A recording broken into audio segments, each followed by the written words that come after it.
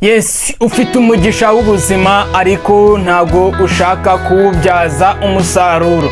Ese wowe urimo gutakaza amahirwe y'ubuzima bwawe utabizi? None ushaka kuba muntu ki? Urubyiruko rwinshi ruri mu buzima bwa comfort zone, bukururwa na entertainment gusa. Amahirwe menshi arimo aragenda aruca mu myanya y'intoki, kubera ko nta purani, nta challenge. Buri munsi uragenda nk'uko waramutse, nta kintu gishyashya bakora. None bararambiwe, babona iby'abandi ariko ntibagerageza gukora ibyo bashoboye.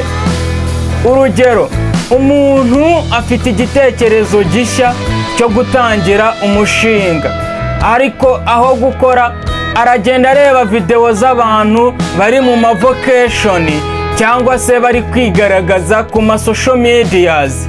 Buriya rero ikintu cy'ingenzi, igihe utegereje gukora ibikorwa bikomeye, ubuzima bwawe burimo buragenda busubira inyuma. Gutangira nibwo buryo butuma ubona iterambere.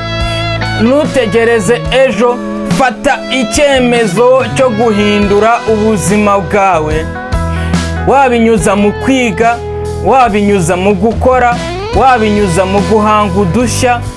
Rero wowe tera intambwe ntoya ya buri munsi, niyo izatuma uruta bariya bose mugendana muri rusange.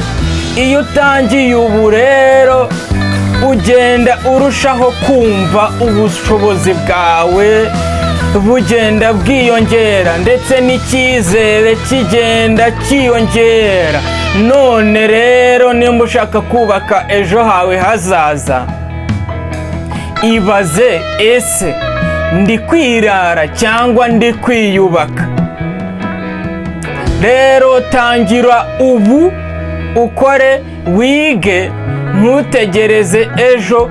Ubuzima bwawe burahari ariko igihe kirimo kiragenda. Rero fatirana uwo mugisha w'ubuzima ufite, nurangiza uwutangire uwubyaze umusaruro.